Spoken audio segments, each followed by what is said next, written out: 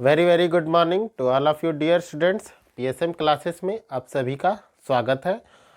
आज का जो हमारा टॉपिक है वो है पास्कल का नियम और उसके अनुप्रयोग। आज हम जानेंगे कि कैसे जो है द्रव का उपयोग करके हम जो है एक द्रव चालित लिफ्ट बना सकते हैं, कैसे जो है द्रव चालित ब्रेक बनाया जाता है, या जो बड़ी बड़ी गाड़ियाँ होती हैं जैसे ट्रक है, बस है, तो इन सब के अंदर जो है जो द्रव चालित ब्रेक लगाए जाते हैं वो किस तरह से काम करते हैं। तो ये जो दोनों अनुप्रयोग हैं, द्रव चालित लिफ्ट और द्रव चालित ब्रेक, ये दोनों काम करते हैं पास्कल के नियम पर। तो इन दोनों को समझने से पहले ये समझना जरूरी है कि पास्कल का नियम क्या होता है। तो अगर हम पास्कल के नियम की बात करते हैं तो पास्कल के नियम के अनुसार, पास्कल का नियम, तो पास्कल के नियम के अनुसार हम कहते हैं कि जब किसी परिबद्ध द्रव पर, द्रव के किसी एक भाग पर हम दाब लगाते हैं तो वो दाब जो है द्रव के प्रत्येक भाग पर संचरित हो जाता है। ठीक है, तो इसको लिख लेते हैं। पास्कल का नियम क्या है? जब द्रव के या द्रव को आप बोल सकते हैं कि कैसा द्रव है? परिबद्ध द्रव। ठीक है, परिबद्ध द्रव के किसी एक भाग पर दाब लगाया जाता है, दाब लगाया जाता है तो वह समान रूप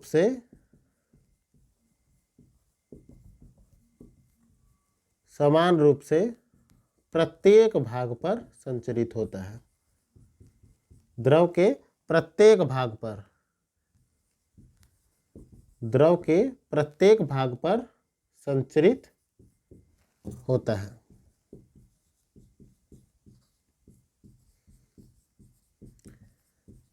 तो अब जो है पास्कल का नियम हमें ये बोलता है कि हमने किसी एक भाग पर दाब लगाया और वो दाब जो है द्रव के प्रत्येक भाग पर संचरित हुआ।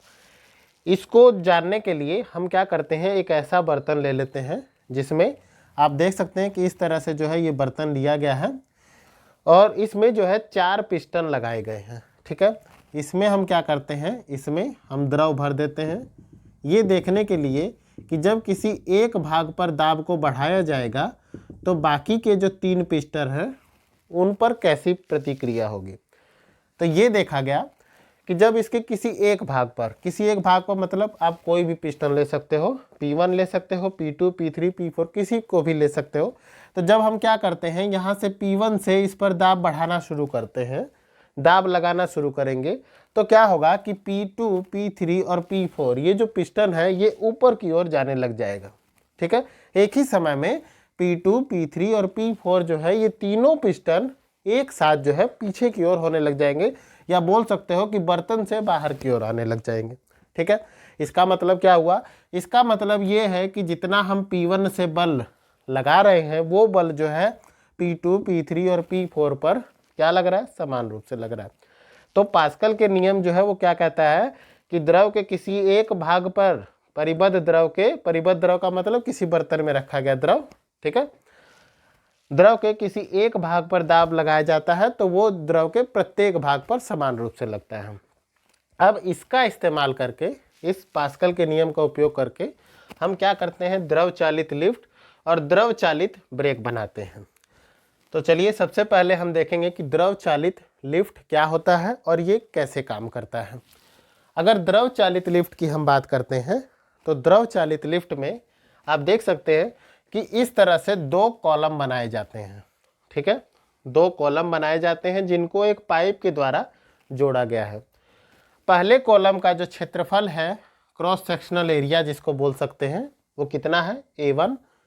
और इस पर जो है, जिसको आप पिस्टन P1 बोल सकते हो, पिस्टन P1 पर जो बल लगाया जा रहा है वो कितना है? F1 है। और जैसा कि आप देख सकते हैं द्रव चालित लिफ्ट में एक कॉलम की लंबाई क्या है, एक कॉलम की जो चौड़ाई है, जो चौड़ाई है वो क्या है? कुछ कम है, और दूसरा जो कॉलम है उसकी चौड़ाई जो है वो क्या है? अधिक है। इसकी चौड़ाई कम है तो हम बोल सकते हैं कि इसका जो पिस्टन होगा उसका क्षेत्रफल A1 है, और यहाँ पर जो दूसरा पिस्टन हमने लगाया है, ये जो पिस्टन लगाया है इसका क्षेत्रफल कितना है, A2 है। या आप लोग बोल सकते हैं कि इस दूसरे कॉलम के अनुप्रस्थ काट का जो क्षेत्रफल है वो कितना है, A2 है, और पतले वाले कॉलम के अनुप्रस्थ काट का क्षेत्रफल कितना है, A1 है। अब द्रव चालित लिफ्ट का हम इस्तेमाल कैसे करते हैं, जब कहीं पर भी गाड़ी किसी कार वगैरह को या ट्रक बस वगैरह को हम लोग धुलवाने लेके जाते हैं तो वहाँ पर ख़ास तौर पे हमें दिख जाता है। तो ये काम कैसे करता है, अब देखिए हम इसमें क्या करते हैं कि जो इसका पतला वाला कॉलम है, जो इसकी पतली वाली पाइप है, वहाँ पर क्या किया जाता है, एक बल F1 लगाया जाता है। हम जानते हैं कि दाब P बराबर होता है किसके, F बटा A के, मतलब बल बटा क्षेत्रफल। दाब बराबर होता है किसके, बल बटा क्षेत्रफल के। ठीक है, अब इस पर जो है हम क्षेत्रफल A1 पर बल लगाते हैं कितना, F1। तो क्षेत्रफल A1 पर हमने बल लगाया कितना, F1, तो हम बोल सकते हैं कि P बराबर होगा F1 बटा A1 के। ठीक है, इसको पहली समीकरण मान लेते हैं। तो पास्कल का नियम हमें ये कहता है कि ये जो दाब लगा किससे, पिस्टन P1 से, ये द्रव के प्रत्येक भाग में लगेगा। ठीक है, यही दाब जो है द्रव के प्रत्येक भाग पर संचरित होगा। अगर ये प्रत्येक भाग पर संचरित हो रहा है, इसका मतलब ये है कि पिस्टन P1 पर लगने वाला जो दाब होगा वो इस पिस्टन P2 पर लगने वाले दाब के बराबर होगा।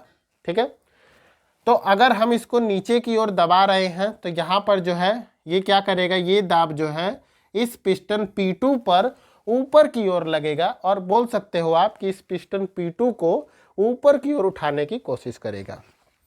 तो आप देखें, हम बोल सकते हैं कि जब यहाँ से P दाब लगा है जो बराबर है F1 बटा A1, और ये द्रव में समान रूप से संचरित हुआ, तो ये क्या कर रहा है कि यहाँ पर जो दाब लग रहा है पिस्टन P2 पर, ये भी क्या होगा, बराबर होगा जो दाब P1 पर लगा था। तो पास्कल के नियम से P बराबर हो जाएगा किसके, F2 बटा A2 के। ये हमारी हो गई कौन सी, समीकरण 2। अगर 1 और 2 की हम तुलना करें तो हमें क्या मिल गया, F1 बटा A1 बराबर हुआ किसके, F2 बटा A2 के। F1 बटा A1 बराबर है F2 बटा A2 के, तो हम बोल सकते हैं यहाँ से 1 और 2 से F1 बटा A1 बराबर होगा किसके, F2 बटा A2 के। ठीक है, इतना समझ रहे हो। F1 बटा A1 बराबर है F2 बटा A2 के, तो हम यहाँ से बोल सकते हैं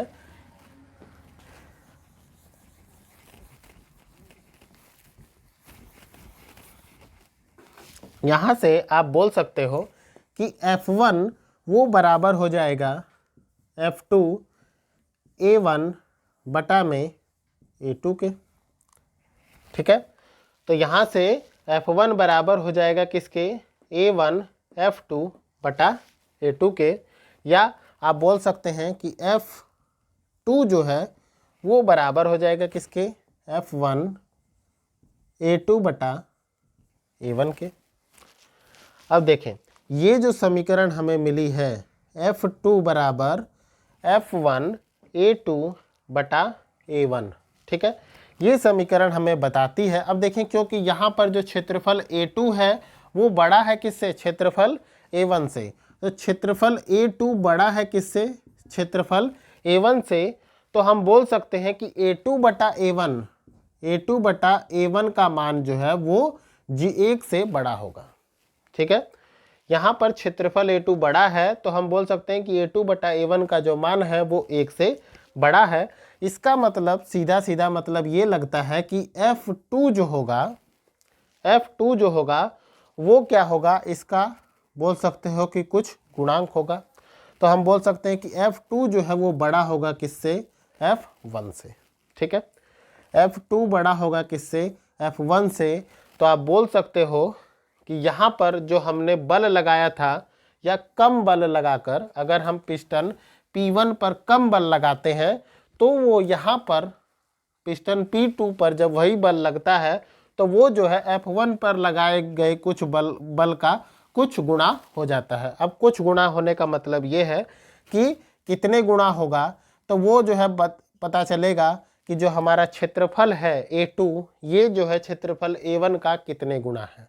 ठीक है, तो यहाँ से जो है हम ये बता सकते हैं कि जो F2 बल इस पिस्टन P2 पर लगा वो डिपेंड करता है किस पर, क्षेत्रफल A2 पर।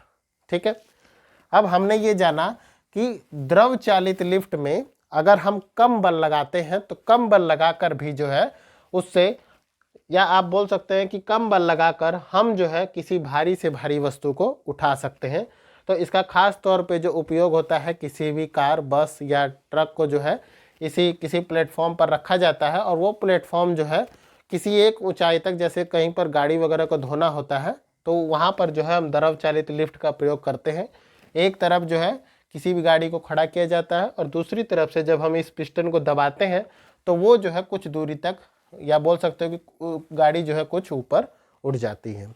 ठीक है, चलिए अब हम बात करते हैं किसकी, द्रव चालित ब्रेक की। द्रव चालित ब्रेक में सबसे पहले हम बात करते हैं किसकी, ब्रेक पैडल की, जो कहाँ लगा रहता है, ड्राइवर के पास लगा रहता है। और ये जो ब्रेक पैडल है ये एक लीवर के जरिए, आप बोल सकते हैं कि ये है, ये ब्रेक लीवर इसको आप बोल सकते हैं, ब्रेक लीवर के जरिए एक मास्टर बेलन से जुड़ा रहता है। तो ये जो पोर्शन आप देख रहे हैं इसको हम मास्टर बेलन बोलते हैं। ठीक है, इस मास्टर बेलन में द्रव भरा हुआ है जो पाइप के जरिए जो है हर एक पहिए तक पहुंचता है। तो हम जो है ये आगे के पहिए जो है, ये आगे के पहियों तक द्रव जा रहा है। इस द्रव को हम किसी एक पहिए के लिए लेकर देखते हैं। तो अगर हम केवल इस पहिए के लिए इसको देखें तो यहाँ पर आप देखें कि दो पिस्टन P1 और P2 लगे हैं और ये पिस्टन P1 और P2 जो है वो ब्रेक शू S1 और S2 के साथ, ब्रेक शू S1 और S2 के साथ जुड़े हुए हैं। अब ये जो है पास्कल के नियम पर कैसे काम करता है, तो जब ड्राइवर को ब्रेक लगाना होता है तो वो क्या करेगा, यहाँ से पैडल को दबाएगा। ठीक है, जब वो यहाँ से पैडल को दबाएगा तो एक दाब जो है वो किस पर लगेगा, मास्टर बेलन P पर लगेगा। हमने पास्कल के नियम इस चीज को पढ़ा है कि यहाँ पर जो दाब लगा वो द्रव के सभी भागों पर समान रूप से संचरित होगा। तो यहाँ पर P पर लगने वाला जो दाब है, क्योंकि द्रव के सभी भागों पर समान रूप से संचरित हो रहा है, तो यहाँ पर लगने वाला दाब जो है इस पिस्टन P1 और P2 पर भी समान रूप से संचरित हो जाएगा। हम बोल सकते हैं कि ये जो है पिस्टन P1 और P2 पर भी समान रूप से संचरित हो जाएगा। और जब ये समान रूप से संचरित होगा तो क्या होगा, जो पिस्टन P1 है और P1 जो है ब्रेक शू S1 की तरफ विस्थापित हो जाएगा और P2 जो है S2 की तरफ विस्थापित हो जाएगा। हम कह सकते हैं कि P1 जो है वो S1 को दबाने की कोशिश करेगा और P2 जो है वो S2 को दबाने की कोशिश करेगा। तो अब आप बोल सकते हैं क्योंकि पहिए के, किसी भी पहिए के अंदर की संरचना है, उसके अंदर का कंस्ट्रक्शन है, उसको हम पढ़ रहे हैं। तो यहाँ से P1 जब S1 को दबाएगा तो ये जो है जाकर पहिए को अंदर से रोकने की कोशिश करेगा और जब P2 क्या करेगा, S2 को दबाएगा तो ये भी जो है दोनों एक साथ काम करेंगे। तो S1 और S2 जो है मिलके पहिए को रोकने की कोशिश करेंगे, या आप बोल सकते हैं कि गाड़ी को धीमा कर देंगे। जैसे ही ये ड्राइवर यहाँ से जो है अपना पैर हटाएगा तो इसका मतलब क्या कि इसने जो बल लगाया था वो बल जो है हट गया। बल हटेगा तो दाब भी क्या होगा, हट जाएगा। अब दाब हटेगा तो उसकी वजह से जब दाब हट गया तो यहाँ से फिर से दाब कम हो जाएगा, P1 और P2 अपने अपने जगह पर आ जाएंगे। तो S1 और S2 पर जो लगने वाला दाब था वो भी क्या हो जाएगा, हट जाएगा और ये फिर से S1 और S2 अपने जगह पर आ जाएंगे। तो बच्चों इस तरह से जो है द्रव चालित ब्रेक और द्रव चालित लिफ्ट काम करती है। आई होप कि आपको ये वीडियो लेक्चर अच्छा लगा हो। अगर आप ऐसे ही कंटेंट से रिलेटेड जो है वीडियोस चाहते हैं तो इसी तरह चैनल से जुड़े रहें, लाइक करें, शेयर करें, सब्सक्राइब करें। Thanks to all of you.